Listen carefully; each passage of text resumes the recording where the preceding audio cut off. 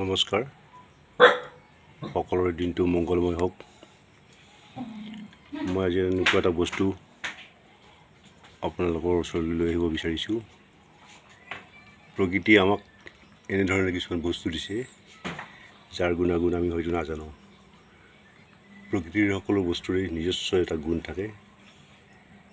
সেই গুণৰ জৰিয়তে মানুহৰ বহুত উপকাৰ হয়। প্ৰকৃতিৰ প্ৰতিটো উদ্ভিদৰে হয়তো নিজস্ব এটা গুণাগুণ আছে। তেনে এবিধ উদ্ভিদ হৈছে এইটো। চাওক, প্ৰত্যেকে চিনি পায়, প্ৰত্যেকৰ ঘৰতে হয়তো আছে পাতে গজা। ইয়াৰ পাতৰ পৰা ইয়াৰ বংশ বৃদ্ধি হয় কাৰণে এই গছজোপাক পাতে গজা বুলি কয়, আৰু কিছুমানে ইয়াক দুপৰ টেঙা বুলিও কয়। দুপৰীয়া ইয়াৰ এই পাতখিলা টেঙা হয় কাৰণে, এই পাতৰ সোৱাদ টেঙা হয় কাৰণে ইয়াক দুপৰীয়াত পাতৰ টেঙা হোৱাৰ কাৰণে ইয়াক দুপৰ টেঙা বুলিও কয়। ই এবিধ মৌ ঔষধৰ কাম কৰে। এনেকৈ 2-3-4 কিলোমান আপোনালোকে ৰাতিপুৱা ছিঙি ল'ব খালী পেটত। এনেকৈ ছিঙি লৈ অলপ ধুই লৈ বা মুচি লৈ পাতখিলা এনেকৈ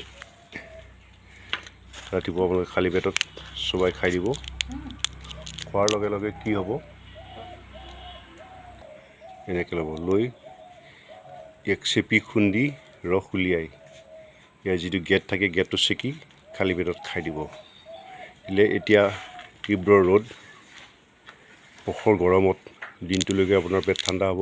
আৰু যিটো আমি পিত্তপাথৰী বুলি কওঁ বা কিডনী ষ্ট'ন, এমাহমান কণ্টিনিউ খালে আপোনালোকৰ কিডনী ষ্ট'ন নাইকিয়া হৈ যাব। চকুৰ ৰোগ, লিভাৰ ৰোগ, কঁকালৰ বিষ আদি বিভিন্ন ৰোগত ই মৌ ঔষধৰ কাম কৰে। আৰু এই পাতখিলা এনেকৈ আপোনালোকে চোবাই খাই দিব পাৰে। চোবাই খাই ইয়াৰ ৰসটো, পাতখিলা চোবাই খাই দিলেও কোনো অপকাৰ নহয়। আৰু খাই ইয়াৰ ৰসটো উলিয়াই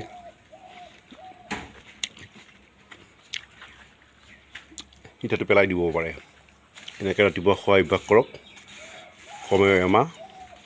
শৰীৰৰ বিভিন্ন ৰোগৰ কাৰণে, কিডনী ষ্ট'ন, লিভাৰ, চকুৰ ৰোগ, সৰু ল'ৰা ছোৱালীৰ মূৰত অকণি হ'লে চেপি ৰসটো উলিয়াই দিলে সেই অকণি নাশ হয়।